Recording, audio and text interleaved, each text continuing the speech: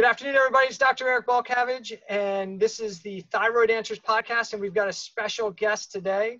Before we introduce our special guest, we have the infamous Dr. Erica Riggleman, my co-host on the podcast. How you doing, Dr. Erica? I'm doing great. Wonderful weather in Winchester, Virginia. Yes, excited to be here. Fantastic. And we have us from somewhere halfway, 3/4 of the way around the world, Elizma Lambert, right? You yes, there? That's right. Yes. Yeah. Hi, Eric. So Elizma is a special guest because she is a chemistry nerd, quite like myself, when it comes to something called organic acid testing. We both are a little nerdy when it comes to this type of testing. So we thought we'd have her on the podcast and talk to us a little bit about organic acid testing and how it can be used by doctors to help you understand what's going on with thyroid physiology and why it might be important for the people to learn a little bit about organic acid testing so that they can maybe request it when they go see somebody, because there's a wealth of knowledge that can be found out when we do organic acid testing. So welcome to the podcast. You're wide awake. What time is it there in Australia? 5 a.m. in the morning. It's a little late. It's a late start to the day, but we'll let you go. Yes. So can you tell us a little bit about yourself? So I'm a practicing naturopath and homeopath for more than 15 years, where I've been in the health industry. I'm a clinician, so, not just from a research perspective, I see a lot of people with a variety of conditions. And when I look at people or when I treat people, I don't actually look at it from a disease perspective. I look at it from a cellular physiology perspective. So in my opinion, you can call anything by any name. It doesn't really matter as far as I'm concerned. If you can identify what the biochemical issues are from a cellular level, you fix that, then from my perspective, you can fix anything. So it's not looking at disease as a noun, but more as a verb, and figuring out what's going wrong or what's the response in the body, and sort of like addressing it as such. And that's why I don't necessarily specialize in anything. I see from preconception to autoimmune disease to, infectious diseases, just everything, because, I take a very generalist kind of approach when I look at people. So, I've been in clinical practice for a very long time, really enjoy it. But I love doing my research on the side as well, because like you said, I'm a little bit of a geek, so I'm constantly looking for the answers and how to get people better. And but I love what I do. I got into the business actually because of my son. I've got two teenage boys. My eldest son, when he was very little, he had some developmental issues, and that was my driving force behind looking at things from a different perspective and not following the medical model, so to speak, because that was all that was there for me at that stage 15 years ago. And so it was my driving force into looking for things beyond what was being offered at that point in time in treatment. So my son was my inspiration in getting to where I am today. That's awesome. I think that these days so many doctors try to simplify what's going on with patients and only are looking at the symptoms and trying to treat the symptoms and not truly looking at the root cause. And so taking a look at the cellular reason why things are malfunctioning, I think, is really, really important. I know in your clinic and in your research, you utilize organic acid testing. Could you explain to our listeners what an organic acid test truly is? Yeah, so an organic acid test is it's a urine test. So first of all, it's a very easy test to do with most people because there's no needles involved. It's a simple thing you can do with children as well. But organic acids are pretty much these very acidic compounds that is made in our body from foods that we eat. So from the carbohydrates, fats, and proteins that we process through metabolism, you get this formation of these acidic compounds called organic acids, and that's what you dump in the urine. And that's what you measure when you do an organic acid test. And different organic acids will give indications of different organ systems that may be compromised or working too hard or not working as it should, because it has to go through these biochemical processes. So pretty much, a very simple way of explaining organic acid is you have the substrate, it has to go through an enzyme, and that enzyme processes that substrate and it forms an organic acid. So if that enzyme is compromised or it's not working the way it should, it's inhibited or slowed, there's genetic SNPs or anything like that, then either the substrate will not go through the enzyme process and it'll just get dumped in the urine, or that substrate will get an alternative route to where it gets processed in a different way. And so that's why you can measure organic acids and you can get a kind of idea of where there are blocks in the biochemistry, where it is not going through its normal process, and then you get these alternate metabolites being formed.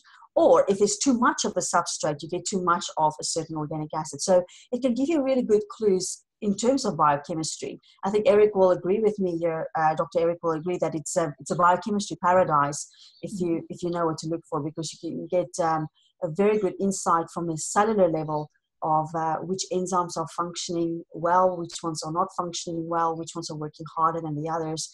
And then from there on, you can work on backwards and try and figure out what's the reason for the body responding in the way that it is responding. And I totally agree. And that's why I like the organic acid test. And I thought that would be one of the reasons it would be really good to have you on.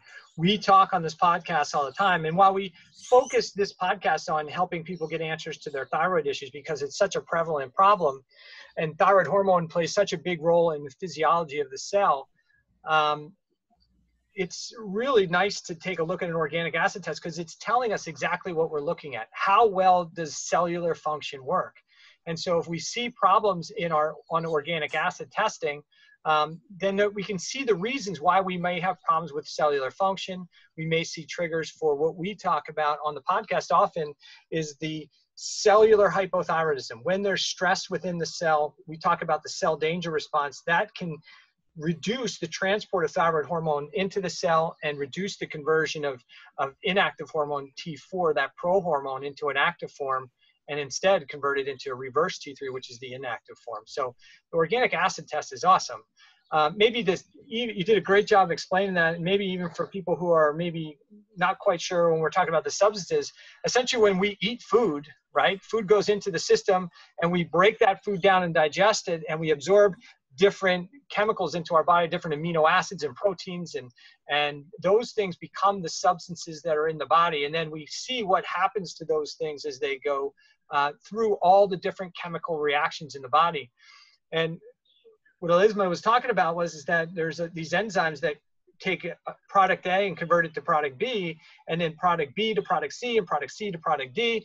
And we know that the product E should show up in the urine and smaller amounts of the A, B, C, and D. But if we see larger amounts of those things show up in the urine, then we know we've got a problem somewhere in enzyme reactions breaking down. And so it may be enzyme deficiencies, it could be nutrient deficiencies, what we call cofactor deficiencies, but it just gives us a wealth of knowledge, right? Absolutely.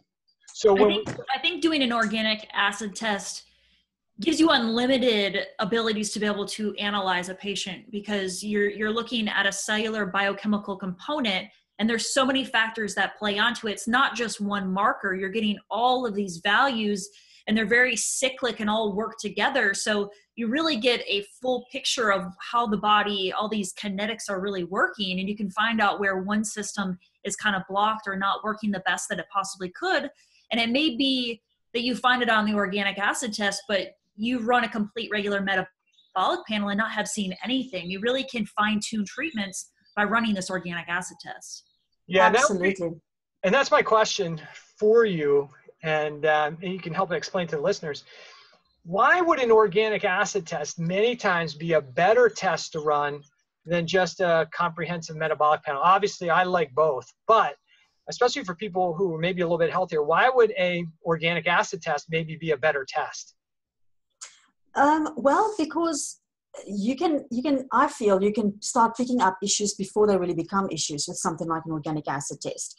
So when you run metabolic panels, when you run antibodies, all of those kinds of things, when we're talking about in terms of context with the thyroid, a lot of those panels will come back normal if it's in the early stages. And you may miss quite a few things because, things like autoimmune disease, it takes years and years and years to develop or to actually measure it on a test, whereas it's already been in the making for 10 years. So autoimmune disease is a classic example of that, where you only start picking it up from a test perspective much later, but the process has already started. So something like an organic acid test can already start measuring those early changes, especially when we look at the mitochondrial markers. You can start getting the measurement of those very early stages of potential for autoimmune disease or any other kind of metabolic disorders. Because the very first place where things usually will start to go wrong is within the mitochondria. That's where everything gets regulated, where hormones get regulated, neurotransmitters, ATP is synthesized to make organs function. All your organs, your thyroid, your pancreas, your liver, your kidneys, they all work on ATP. So if that whole process of ATP is not functioning properly, that will have a flow-on effect on any organ function. Doesn't matter which organ you're looking at, and that absolutely includes the thyroid. So you can start measuring things such as the cell danger response within something like an organic acid test very early on, and especially also root causes. We always talk about root causes. When you're seeing metabolic dysfunction, you're not going to necessarily treat the metabolic dysfunction because, as we spoke about it earlier, the body responds in an appropriate way. It always responds in an appropriate way. Our job is not to fix the markers. Our job is not to fix the pathways. Our job is to figure out why is the body responding in that way and removing that cause, and then the body will just adjust itself. All the markers will fall into place. The mitochondria will start working the way it should. But everything is an appropriate response. I think we need to really stop looking at the body as doing something wrong and we have to fix it. We have to identify why it's doing so, and the organic acid test can really give good clues there because it measures. There's quite a few markers on there, such as a lot of the bacterial markers and the yeast markers, that can give you more clues about what could be the root cause that may be involved in the cellular response. And then if you fix those kinds of things, then a lot of times that fixes those secondary issues of thyroid dysfunction. Because that's the way that I look at thyroid. For me, it's a secondary response to something else that's going on in the body. So it's not always about looking at the thyroid and fixing the thyroid. It's like, okay, why is the thyroid slowing down? Why is it speeding up? Let's figure that out and work on that as a more permanent treatment way of treating the condition. Right. And I think that's beautifully said. I think the problem is just the paradigm of conventional medicine is different from the paradigm in functional medicine for the most part. I think even sometimes in functional medicine, it gets skewed a little bit when we think that the body's making mistakes. As you said, I don't think, and Dr. Erica, I think would agree with me as well, that the body really doesn't make mistakes. It does what it needs to do to maintain or try and protect the cell. If we look at all the millions of cells in the body, they're all like separate organisms trying to protect themselves and do what's best for them. It may not be best for the whole organism, but the cells are trying to protect themselves. And when there's threat or attack, they are kind of walling themselves off, decreasing cell metabolism in an effort to actually induce their own cleanup response, something called autophagy. And we talked about that, I think, on our last podcast, is that the cells then can start cleaning themselves up. And we don't want to speed up thyroid hormone metabolism within the cell. We want to actually clean the cell up, have it start to try and get rid of whatever's triggering that response. But let's talk a little bit more about the organic acid test. There's a number of markers and that are on that test. And probably for the listeners, we probably want to think about initially from a patient perspective. Their doctor may or may not recommend it, but why don't you tell people what kind of broad categories are on that organic acid test and why it might be really good to have your doctor order an organic acid test, like the major categories that they can see of what problems exist that, when they do an organic acid test. Yep. Okay. So yeah, there's quite a few categories that will give sort of like a different perspective on the thyroid if you know what to look for, because there is unfortunately no direct markers for thyroid on the organic acid test. So it's not like it measures T4, T3 or antibodies or anything like that. Like we said, it measures more from a cellular perspective on what could be influencing that thyroid. So you have to think a little bit outside the square when it comes to organic acid testing. It's not going to be as simple as here is the answer, and now I just treat it as such from a thyroid perspective. So some of the markers on an organic acid test, I guess one of the first ones that I like to look at is the oxalate markers. And that's the one that you'll find on the Great Plains one. So I probably have to just mention that there are different companies who do organic acid testing, and they all will have slight variations in the markers that they test for. And it really depends on the answers that you're looking for on which company you want to use. I don't think it's necessarily that one is better than the other. It really just depends on what answers you're looking for. So I use the, if I'm allowed to say it, I use the Great Plains one quite often because it has those oxalate markers, which a lot of the other ones do not have.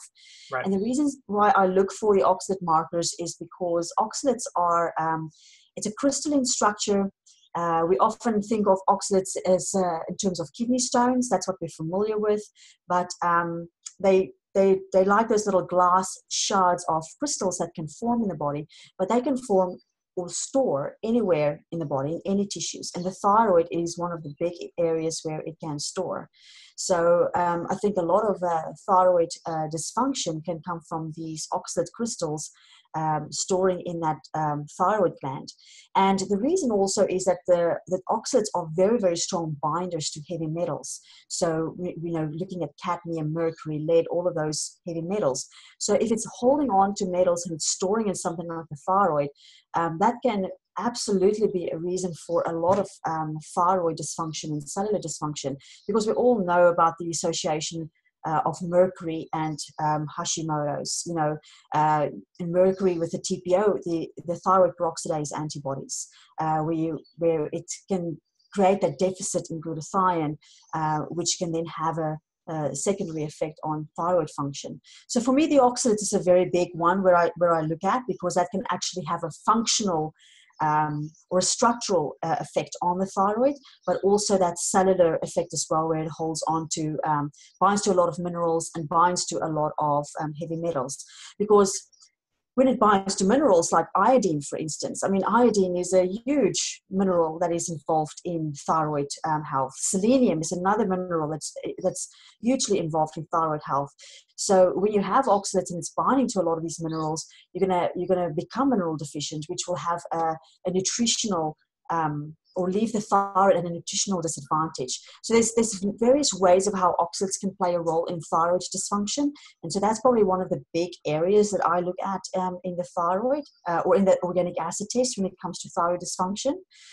That's one area. I would also absolutely look at the neurotransmitter section as well, because when we're talking about the stress response, emotional stress, and we're talking about reverse T3 and how T3 can be inactivated into that reverse T3 form, where it becomes ineffective in doing its job in the thyroid.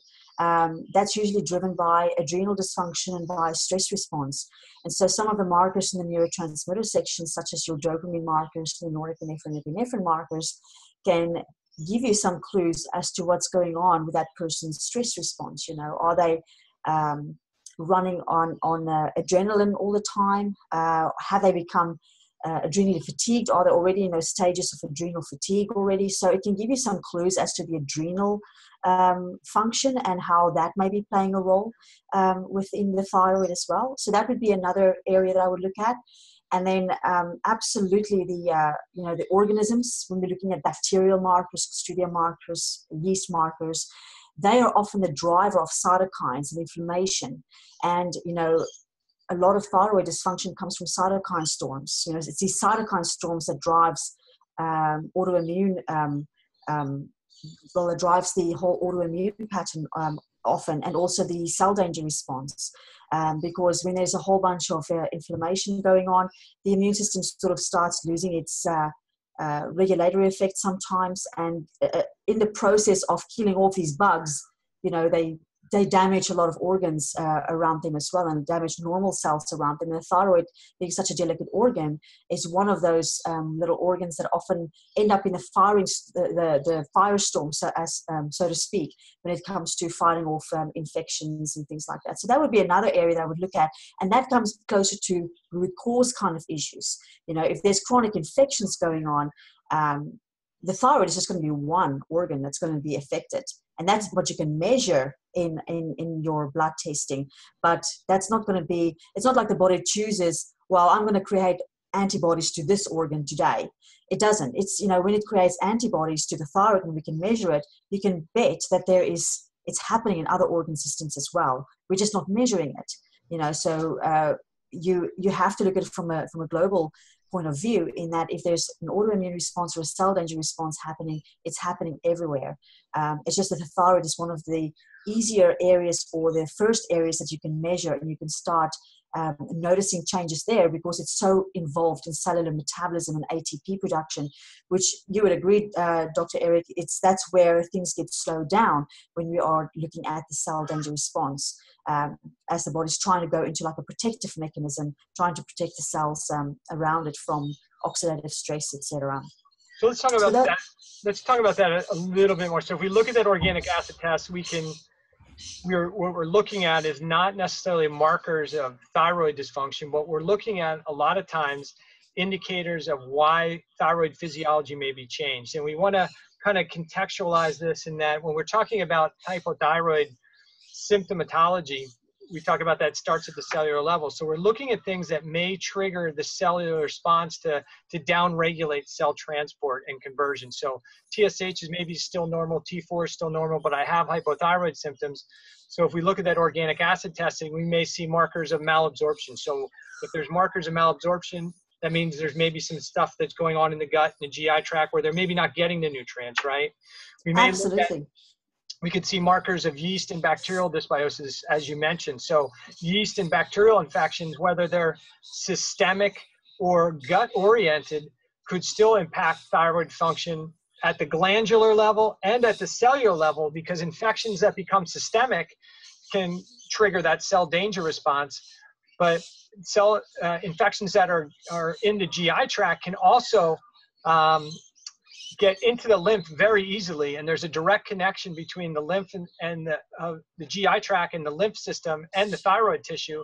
So infections have an easy route of entry into the thyroid gland, and the thyroid gland is unique in that it doesn't need an immune response to mount its own autoimmune attack. It can do that on its own without the response of the immune system. And you said the neurotransmitter physiology, we can take a look at that, because neurotransmitters may give us a clue that the person's under some form of chronic stress response. We can find out, we can look at that and see, okay, this is a good reason why they may be depressed. And you probably will agree with this, that just because they have depression or depressive symptoms isn't necessarily an abnormal thing. That's actually a healthy thing as part of a stress or sickness response, right? So we don't necessarily want to load them up with a bunch of serotonin, because if we do that, the body's trying to get rid of it to begin with, right? It's trying to create this sick response. And so if we load them up with serotonin, what typically happens then is inhibition of your clearance of your catecholamine. So now they wind up with anxiousness and anxiety because we've now suppressed their ability to get rid of it. Other things that I think you mentioned on there, and I'm just summarizing, is there's markers of cell energy production. So that's another reason why it's really important. And there's markers of oxidative stress and detoxification capacity. Now, the oxalates is an interesting thing when it comes to infections. There's a connection between eating a healthy, kind of higher fat diet and yeast infections and oxalates, and how that may tie in with somebody, especially from a thyroid perspective. They've maybe learned that they have a thyroid problem, or they have hypothyroid symptoms, and they decide they're going to go gluten-free or grain-free and maybe go ketogenic, right? And now, all of a sudden, they have more aches and pains. Is there a tie in there with oxalates? Absolutely. Oxalates is one of the big triggers for symptoms of fibromyalgia, because if you look at these crystals under a microscope, like I mentioned, they're very, very sharp. So when you are mobilizing oxalates, when you are going onto something like a ketogenic diet, or you're going on to lower oxalate foods, and you start mobilizing these oxalate crystals, it creates a lot of inflammation on its way out. As it's being dumped out of the cells or out of the tissues, it will create a lot of inflammation. But now a lot of people, yes, ketogenic diets are huge, and I myself am a big fan. For me, it works really, really well. But as we know, not everything is suitable for everyone, and there can sometimes be cellular reasons why that is not suitable for people, because a ketogenic diet or a high-fat diet can it taxes the gallbladder quite a bit. To get all those fats emulsified, that's the gallbladder's function. And I don't know about you, Eric, but I'm starting to think that this is a big overlooked area in a lot of diseases, the gallbladder. When we get to the basics of digestion, yes, we have to look at leaky gut and all of that kind of stuff, but I really feel like a lot of the stuff starts from the gallbladder, because the bile acids within the gallbladder are so important in keeping that gut pH the way it should. And the bile acids being so alkaline, destroys a lot of alkaline sensitive organisms. So it plays a huge role already in just keeping the organisms or the microbiome healthy in the gut, to stop gut dysbiosis from happening, which then will prevent leaky gut and everything else as a consequence. So for me, the bile is a huge area. And if you're following ketogenic diets and your bile function is not on board, you may end up with a lot of you may not do so well on a ketogenic diet, and you may not understand why, because everyone's raving about it and everyone's getting so healthy on it. But that is definitely where gallbladder function needs to be looked at, because if you're not emulsifying your fats properly, you're going to have a lot more of the calcium and the other minerals sort of like bound up with the fats. They form these calcium fatty soaps is what we call them. And so oxalates, again, I hate making things a good guy or a bad guy. There's no such thing. Oxalates is just another compound that you get in foods, the same as you get phenolics, the same as you get salicylates. It's not that they're bad. It's when the body doesn't know what to do with it, or abnormal amounts are allowed to build up, that it creates dysfunction. But normally when you eat a meal, you'll have the calcium bound up with the oxalates in the meal, and it'll just get excreted out of the bowel. But when you have gallbladder dysfunctional bile acids, not enough bile acids, and you have now these fats sitting in the gut, they'll start to emulsify with the calcium and the natural minerals in the meal. And that means that there's not enough minerals to bind up to the oxalates within that meal. So now you have a whole bunch of free oxalates. And that is what gets absorbed from the gut into the bloodstream, and then can end up in your cells over a long period of time. You get the storage of oxalate crystals all over the body. And that'll usually also happen when the body is deficient in sulfur nutrients. Sulfur is another huge area of metabolism that we need to look at, and a lot of people have very much dysregulated sulfur metabolism. So if you're not getting enough sulfur foods in your broccoli, your cabbage, all of those healthy sulfur foods, then that's also going to increase the risk of oxalate absorption into the body, because there's an exchange between sulfur and oxalates within the cells and within the gut. And those are kinds of things that we can pick up in the organic acid test, through something like the glutathione markers, the detoxification markers, can give you some idea on sulfur metabolism to some degree. And when you have these oxalates build up because the person is on a ketogenic diet, that can cause a lot of discomfort. It can cause a lot of symptoms of fibromyalgia, through the direct physical effect of it being such a sharp little crystal, but also I think through the fact that it binds up so many minerals, which can then cause more cellular dysfunction, such as within your liver detoxification systems, because phase 2 liver detox needs a lot of minerals to function. It needs iron to function, and then you look at your methylation cycle, and boy, there's plenty of minerals all over the methylation cycle that you need. So it starts to compromise methylation function. And then we know that methylation is needed to make bile acids, phosphatidylcholine, so it has another flow-on effect on bile dysfunction. So it becomes this vicious circle of things just not working the way it should. And a lot of this can just come from faulty gallbladder or dysfunctional gallbladder function. I totally agree. And we've all had the patient that, you put them on a low carb, low sugar, keto type of diet, and they tank on it. And, some patients will say, well, I've tried keto and it's not for me. But, running this test, you may have a better idea of what's really going on, so that you can pick a diet that's maybe appropriate, or fix the underlying mechanism so they can be on more of a ketogenic type of intermittent fasting, or even carb cycling type of diet. I know in my office, I like to use the organic and acid test to be able to try to fine tune the funnel of really what's going on. You have all those different areas and categories. So let's say dysbiosis markers show up. I know that I'm going to move on to another test that actually can test that a little bit further to try to narrow that down. Or if they're having detox issues, running other tests to be able to fine tune that. I love to use this as kind of a blanket to say, okay, a roadmap of where are we going to really fine tune the treatment for a patient.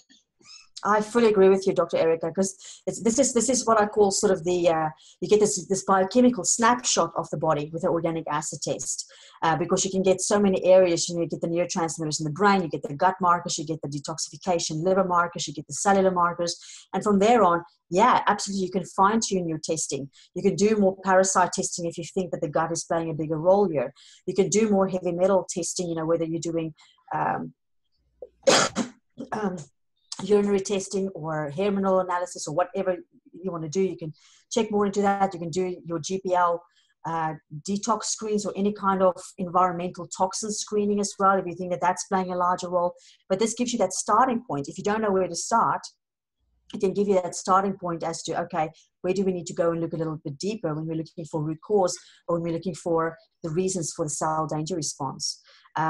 Because you also, you need thyroid hormone, you need T4 to get the fatty acids into the mitochondria, and get that burned up for energy as well. So often, when we look even at the fatty acid markers on the organic acid test, if thyroid function is compromised, if T4 is not on board, you can get a lot of this dumping of fatty acids into the urine as well. So there's a lot of these hidden kind of markers that, if you take it all into consideration, can give you a really clear picture of what's going on with the thyroid. It's not an easy, a lot of practitioners like to get that answer, and unfortunately it's not going to give you that answer. But it's if you have the ability to take the whole test and understand where it fits into the biochemistry, you can get absolutely incredible information when it comes to thyroid dysfunction, if you just know what to look for and which patterns to look for. Because I'd say that most, if not all, of the markers on organic acid test have some relationship with the thyroid one way or another, whether directly or indirectly. So just knowing what to look for. And I think that's the thing we need to kind of explain to the listeners a little bit is if you're a person who's going to a doctor, especially a functional medicine practitioner, the three of us would agree that organic acid is a foundational test in functional medicine. It's like, in traditional medicine, a blood test is kind of a foundational thing to go get your blood work done. While we use that as well as kind of foundational testing, we think the organic acid test is really a foundational test because it gives us not really necessarily disease states, but function of organ systems. And so if we can take a look at the function of organ systems, we can often, as Dr. Lambert said, you can often see problems occur before they get to that disease state. We can catch those in the dysfunctional state. The challenge with organic testing is you need to find a practitioner who understands the test, and there's different levels of explanation of the test. Dr. Lambert and I both like to teach organic acids, and we both probably agree there's different levels of understanding. When a doctor runs a test, there's the very basic level of understanding and just using the suggestions from maybe from the lab that say, hey, these nutrients may be beneficial. And it's a good way for somebody to get started it usually doesn't work that way. No. But if somebody fully understands the organic acid testing, there's so much information there, and it's not really one marker when your doctor looks at a test like this one's high or that one's high. What a good practitioner who understands organic acid testing will do exactly what Dr. Lambert's talking about and Dr. Eric is talking about is they'll take the whole thing into context and say, okay, these markers are a little bit elevated. What's the likely reason for that? And they'll start pulling other pieces of the test together, and you can start to bring all that information together, and you can get a very kind of streamlined treatment plan when you take a look at the whole test versus saying, okay, this is deficient, so this must be vitamin A, and this must be B3, and this must be B2. It's not really that simple and straightforward. So I think a lot of practitioners don't do it because it looks like a lot of work to understand it. But if you find a practitioner like one of the three of us who utilizes those tests, understands the depth and breadth of the test, that doc can get a lot of information out of that test, and that can save a patient thousands of dollars in testing because you don't need to necessarily run a whole bunch of other tests when you look at an organic acid test because there's so much you can address and work on just from that panel. Would you agree, either one of you? Oh, yeah, I totally agree. Absolutely agree. You know, because you've got a very good point there. You know, if you had to run like a liver detox profile, and you had to run a CSA gut profile, and you have to you know, run all these different tests, it can end up being thousands of dollars. And this is just such a good starting point, because before you get into doing all of that testing, you can first just do a screening test through something like an organic acid test, and then work from there. And I think the more that you do it, and I'm sure both of you will agree with me, the more that you do it, after a while, you don't really need a lot of those other tests anymore, because you start to recognize patterns, and you already know what those other tests are going to show. You know, after you've looked at enough of these organic acid tests. So, and then it's just about, you know, getting to the root cause treatments, you know, working from the foundations, and then a lot of these markers just fall into place. You know, you made a very good point, Dr. Eric, is that most practitioners will just read the back end of the report with all the nutritional information on there. The first thing I do is throw that away. Really, it's useless. And all you end up doing is your client goes on to a lot of expensive supplementation, and it's not addressing the things that it's supposed to be addressing, because you're supposed to get a lot of those nutrients from your diet anyway. So either you have to change the person's diet, or you have to fix their leaky gut so they can start absorbing these nutrients. It's not just about throwing a whole bunch of nutrients and more supplements. Now, oxalates is a classic example. So you've identified this thyroid dysfunction, you've identified they need more iodine and selenium and other minerals.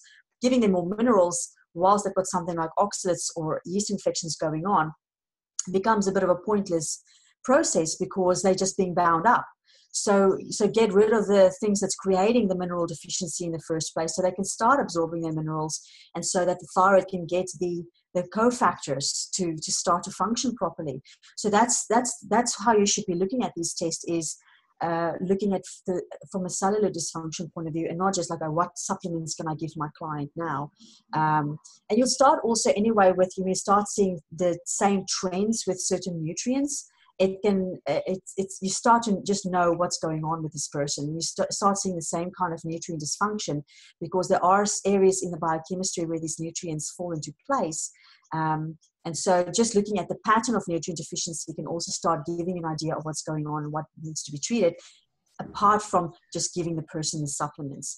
You know, when I treat people, I actually use very, very few supplements. Even if there's a lot of dysfunction, I use very few supplements, because it's starting from the foundational areas. You can get so much change happening already, and a lot of these markers just you know, normalizes by itself once you get the cells out of that cell danger response. So it's not about giving a whole bunch of supplements, vitamins, minerals, and things like that. Just get the basics of the body working again, and a lot of things will just normalize. So and that comes to truly understanding and truly being able to interpret the test, which, as you've pointed out, there's not a lot of practitioners who feel comfortable doing it, because it's a scary test. You look at the test and there's all these very big names, you know, biochemical names. And I found that even though this test has been around for so many years, practitioners avoided using it, because it's very intimidating when you don't understand the markers.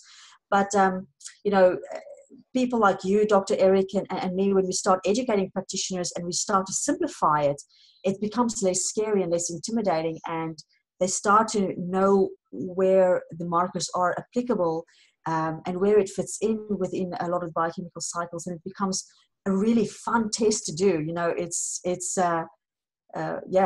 a really such a wealth of information, and the kind of different patterns that you see with different people. When you're working with athletes, when you're working with really sick people, it's just really, really interesting when you start seeing these different patterns sort of evolving based on people's lifestyle and everything else. So, right. Yeah. So one of the things that's interesting about the tests, and one of the mistakes sometimes I see from people who get the test down, or practitioners, is they'll read and say, okay, B6 looks like this pathway is B6, so I need to give them B6 because that's what it says at the end. But I really caution that from a practitioner standpoint, that the following that advice, because many times B6, B3 isn't necessarily deficient, but under a stress response, the body uses B6 for a specific pathway. from a cell protection perspective. We may want B6 to do pathway A because that's what we want to feel better. But the body's saying, hey, I'm not using B6 for that. I'm going to use B6 to do this process because that's Yes. something that's more helpful for the cell intelligence, right? And that's what we see on, sometimes when you read like message board sites or people are saying, my friend took B6 and I can't take because I'm allergic to it. You're not allergic. Your body's doing with B6 what it needs to do. It's not an allergy to B6 many times. And some people say, well, I just need to take more and more and more, and it doesn't work for me. Well, it's not doing what you want it to do, right? The body's pushing pathways that are most effective for individual cellular health. And when there's stress response going on, it's going to use those nutrients the way it needs to use them, not necessarily the way we want to do, so it makes us feel all cushy and make us feel good. And I think that's a mistake that sometimes we make as practitioners, and sometimes we make a mistake as patients or people. We say, hey, if I take B12, this should make me feel good because it made my friend feel good. Maybe not. Maybe it's going to go through a different pathway. Absolutely. It's when we try to micromanage the body through individual nutrients, and it just doesn't work. Right. Doesn't work. And Dr. Erica and I have talked about this multiple times, that, and I'm sure you've seen it too. One of the first things we often do with patients when they come in is take the 2 bags of supplements that they came in with from all their other practitioners, plus their own self-doctoring, and kind of drop them in the trash, because you don't need 2 bags of supplements to be healthy. And most people think they need all of those. And then the next question is, but how do you feel? Well, I feel terrible. That's why I'm here. Good. Then you don't need all the stuff that's not working. Yes, absolutely. But if we look at it, but they bought it at Costco and it was this big. Yeah. Got a good value. But I mean, that's nature, right? That's our nature. We want to kind of find the easy answer to do stuff. And if it works, that's great. But I think the unique thing about when we're talking about thyroid physiology, we talk about organic acid testing. From Dr. Erica's standpoint in mind, we're talking about thyroid gland can be functional. You can have normal T4, but something's decreasing the transport and the conversion. And where the organic acid is so good is that giving us reasons to why that stress response would occur. Whether it's an infection, a heavy metal toxicity, whether it's a number of different factors that we can see a stress response because of what's happening with the neurotransmitters. A doctor who knows how to use that test can get a wealth of knowledge, not to treat your thyroid. That's really not what we're trying to do. What we're trying to do in our world of functional medicine is get to root causes, as Dr. Lambert was saying, and has said a bunch of times. Got to get to root cause, and this test helps us understand root cause. The blood work's great to know that, hey, we've got a high reverse T3, but we still need to understand why that's occurring. And that's where the organic acid in the hands of a skilled practitioner can really save you a lot of time and a lot of money, and then start working on some of those foundational things like improve the diet. You can start improving the diet. You can work on sleep habits, reduce stress. You can see that there's many areas when we take a look at this test where we can start helping the person without supplements, with just diet and lifestyle habits, to really start reducing the stress response on the cells. And just those simple things, even oftentimes without supplementation, can really start to turn somebody's health around. Absolutely. All right, so we've probably got, what else do we got to consider talking to Dr. Lambert about, Erica? I could keep going because I could talk all day about it, but what other questions do you have for specifically?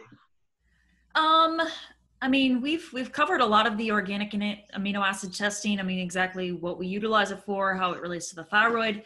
One question that it's not completely off topic, but I know that you're pretty ingrained with the GAP diet.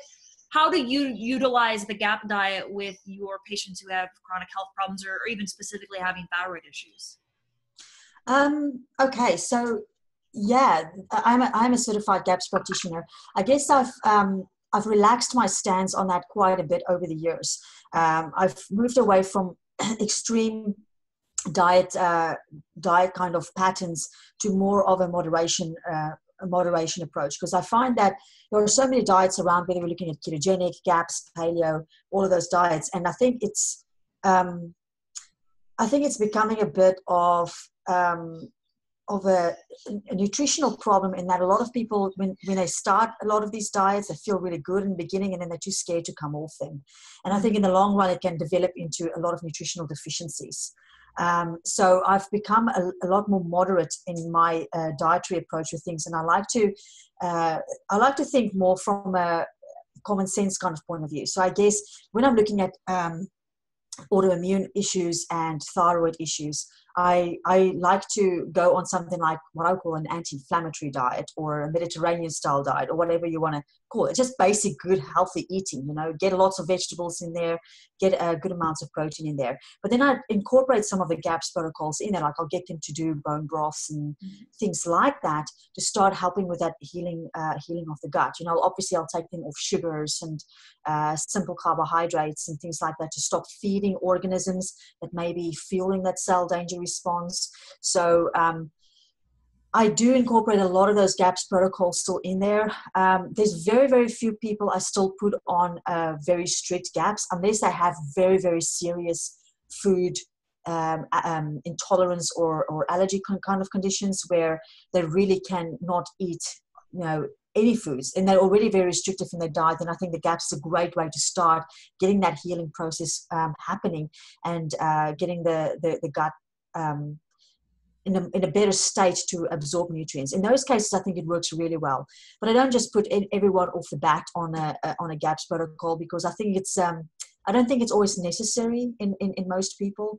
I think it's very important to get healthy eating habits ingrained into people. So for that reason, I try and steer away from extreme diets from that perspective.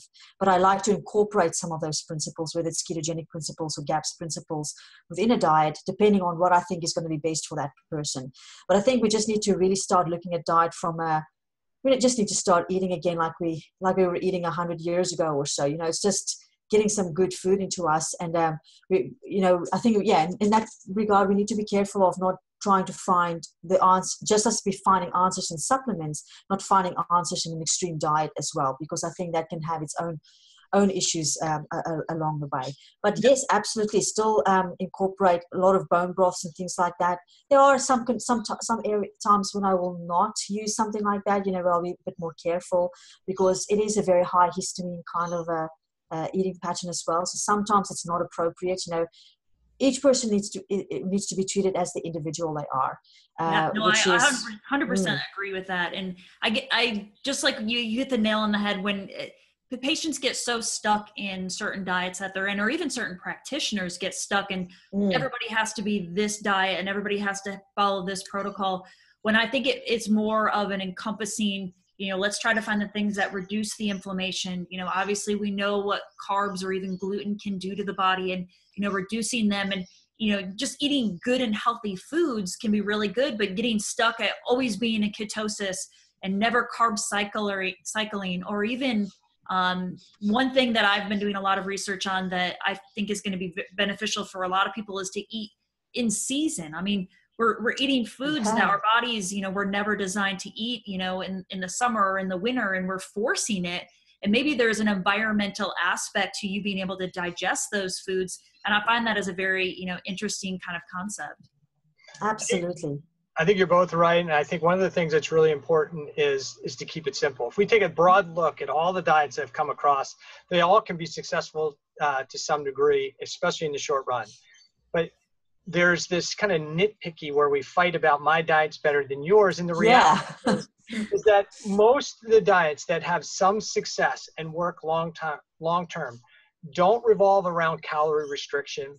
They do revolve around reduction of sugars and sugar-based additives. They do revolve around reducing processed foods and especially processed grain foods. So if we keep it simple for people and just say, eat real food, the closest to the way it came out of the water, walked the earth, came off the tree or out of the ground, eat real food in its whole state. If you eat less processed food and just focusing on eating more real food in its natural state, they're naturally going to be lower sugar. They're naturally going to be lower gluten. They're going to naturally be eating a healthier, higher fat diet. It just works that way. So I think when we get into arguments like, should it be, how long should the fast be? And do I need to cycle? And do I have to be in ketosis all the time? The key is, for most people, they're not they're not disciplined enough to do that and be successful long term. So keep it super simple. 85%, 80% of the time, eat real food like it came out of the earth and off the water. And maybe 15 or 20% of the time, enjoy yourself a little bit. If you do it in kind of that kind of mode, if it's your birthday, yeah, eat some sugar, enjoy yourself, have a good time, right? Don't think life is going to end, right? If you want a glass of wine because you're out with your friends, great. But if the majority of the time, 80+% of the time, you're eating real food in a whole state and you're cutting back on all the processed sugar and carbohydrates, those people are going to have lower insulin levels. They're going to be healthier. They're going to be able to get into a ketotic state and not have to worry about it because they're going to be healthier. And then when it comes to eating, we can also get away, and I think both you guys will agree with this, is we just got to get away from eating like set meals. Like you have to eat breakfast, lunch, and dinner and 2 snacks in between. That's ridiculous. If most people just ate when they were hungry, really hungry, and didn't eat when they weren't hungry, they would probably be in a much better state because they'd go through these periods of natural fasting. We have time. Most of us eat just because it's breakfast. And somebody told us it's the most important meal and you have to eat breakfast. Or it's, oh my gosh, it's 12 o'clock, I have to eat lunch. And they're not even hungry. So just, I try and get my patients to try and keep it really, really simple. You want this anti-inflammatory diet, but what an anti-inflammatory diet is a real food diet, is what both of you guys were mentioning, right? It doesn't have to be complex. It doesn't have to have a fancy name. If vegetarians married paleo, we'd be perfect, right? But yet we're going to both 2 groups that are arguing with each other. Which one's better? Well, neither one of them is better by themselves. They're both better in combination because we're arguing over this minuscule thing, and the people that are making processed food love it because we're circling the wagons and shooting each other instead of really going after the real enemy, who are the processed food companies who are just loading everything with sugar. And when they say, okay, it's not sugar, it's maltodextrin, or it's high fructose corn syrup, and we hide it under a whole bunch of different names, that's where the real villain is hiding. It's not whether vegetarian or paleo is better. It's whether sugar and processed carbohydrates are good for us or not. And we would all agree that if you just ate more real food, then you'd probably be better off. But gosh, the food industry's got everybody fooled, right? They just keep moving it. Well, fat was bad. Now this is bad. Now calories are bad. Instead of really what it really is was just sugar and processed carbohydrates. There's the villain. Yeah. That's what we have to Absolutely. get rid of. And getting back to moderation, because even within the ketogenic types of communities, I find that there's so many different variants on ketogenic diets, and a lot of them see it as an excuse to just eat as much fat as you want to eat. And it's like, we always seem to be moving to extremes or looking for a reason why we can consume a lot of one type of food. And because we're cutting out a food group here, so now we're eating tons of this. And we're just really losing that whole concept of moderation and common sense eating, which we really need to get back to. And I think Dr. Erica would agree with this as well. I mean, you see people in the fitness community and even the paleo community who think, well, I'm going to cut out carbs, so I'm going to eat lots of protein. Well, that's not necessarily going to be helpful either. It's still going to drive your insulin levels up if you're over consuming protein. And that can trigger the same cell danger response we're talking about. It can still create blood sugar issues and thyroid issues if they do that. So it's this weird thing that we do. We have to be, I think it's being part of a tribe and I'm this, right? Instead of just saying, I'm just me, I'm paleo. Well, okay. How about you just eat real food and keep it simple? And I know Eric and I have talked about this before. People get panicked about what they're eating and like, I don't like this new diet because I don't know what to eat. What? We're not limiting you. The only thing we're really saying is cut out the sugar so you can eat anything you want, any quantity you want, as long as it's real food. And people can get really stuck because they're so used to sugar and processed carbohydrates, things that you purchase in the middle of the shopping aisles here in the States. It comes in a bag or a box. And then once they have to go back to a real food and actually cook real food, that's when they get, I think, lost and they're confused as to, oh my gosh, what do I need to do? Because somebody's prepared simple meals for them, and we've gotten away from just cooking our own healthy food. Absolutely. I'm ranting again, but I think we got that one cured. So let's kind of wrap this baby up because we're getting probably to that hour mark. So from a perspective, what we typically want to do is leave some kind of parting remarks for whether it's doctors or actual people that are listening to this and trying to figure out their own health. When somebody comes to you and they've got some health issues, definitely the organic acid test is something you consider running that on almost every patient or quite a few patients. Where do you see that as your kind of baseline for running that test from a frequency standpoint? Yeah, I probably would run it maybe 80% in 80% of clients. I try to be very careful of not, just running everyone on the same test. Every person who comes in gets treated absolutely individually. So it's usually the test that I would run if I think there's quite a few things going on with that person. And I just need to get a better idea of where I need to focus my attention on. Do I need to focus it more on the gut? Do I need to focus it more on things like environmental toxins? Do I need to focus it more on stress responses, like neurotransmitters, etc.? So that's where I really like to run it. But if I already have a very, very good grasp of what I need to do with that person, then I won't run it. I don't like to spend people's money just for the sake of spending people's money. But I'd probably say I'd run it about 80% of the time just to get my focus in the area where I need to have it. Because as you both would agree with me, often time if you don't have any data to work on, if it's a very complex case, you don't have data to work on, you can end up with wasting a lot of money in terms of supplements and time because you're guessing and you're just trying this and then trying that and then trying that. So sometimes it is worthwhile to just run the test and maybe a combination with other tests as well to get your answers, get a clear path or a treatment plan or a way forward, and they get better very quickly instead of trying to stuff around with trying this and then trying that. So and it's actually it's over here one of the really cheaper tests to do compared to a lot of other tests. So I don't really have any issues with people paying to get the test done because they get better so much quicker once you have the data in front of you and you can make clear treatment choices that they are always extremely happy and amazed of how quickly they get better. A lot of them love to do follow-up testing as well because they can actually see the changes and it just really emphasizes it for them, like how much they've come within their journey in getting healthier. So I'll probably run it about 80% of the time. Fantastic test to run with really complex cases where you really don't know where to start.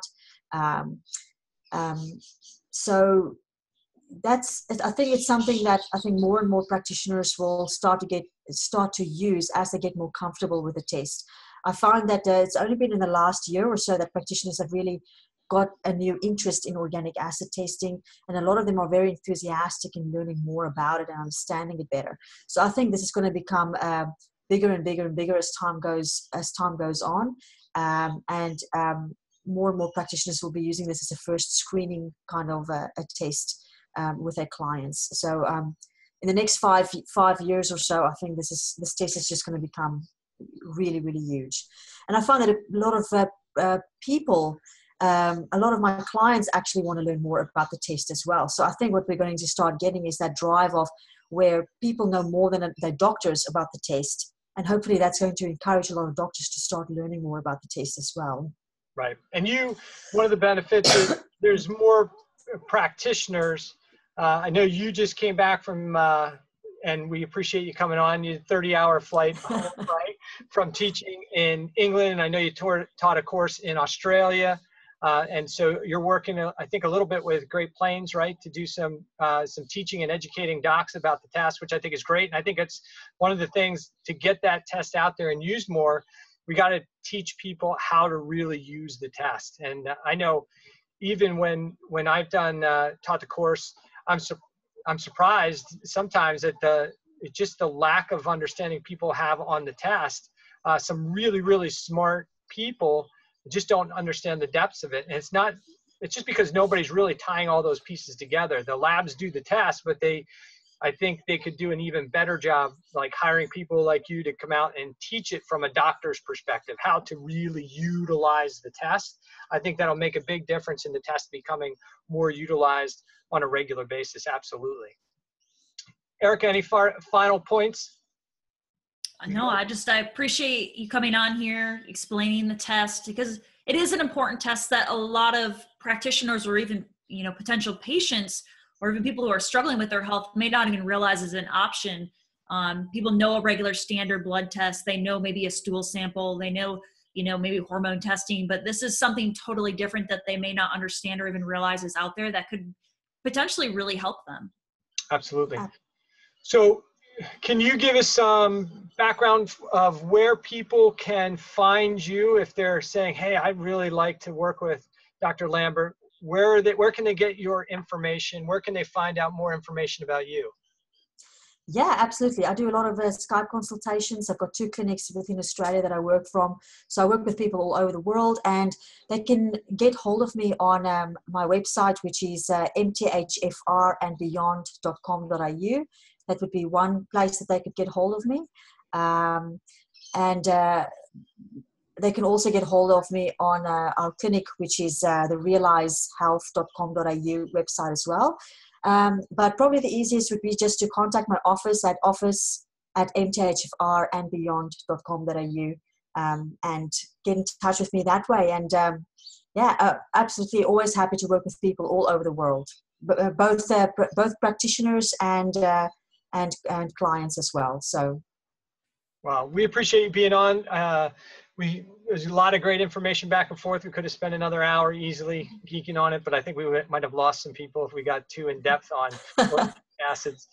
There was many times I had to catch myself going, okay, but let's talk about let's talk.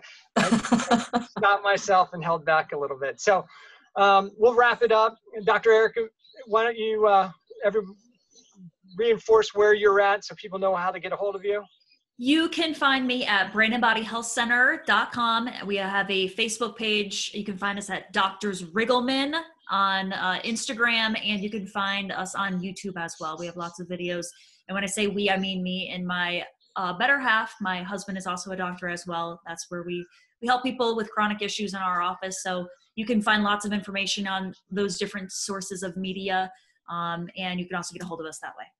Great. And my office is chronicconditionrecovery.com. I have the Thyroid Answers or Thyroid Problems Doctor website. And if you go to YouTube and type in thyroid stuff, you'll find me all over YouTube with videos, and same with Vimeo. So we thank Dr. Lambert for joining us for this episode of Thyroid Answers Podcast. If you're enjoying the Thyroid Answers Podcast, please go to iTunes and put in what am I looking for? What's the word I'm looking for? A review? A review, a positive review on the show. Perfect. That's what we need. See? So if you put in a positive review, that helps us with our rankings on iTunes. But once again, we hope you're getting good information from the podcast. Keep sending questions if you have them to wherever you're watching the Thyroid Answers Podcast, and we'll be sure to get back to you. That's it for this episode. We'll see you guys in the future. Yeah. Great talking. Awesome. Yeah. Thank you so much for having me. Yep. Thanks for coming.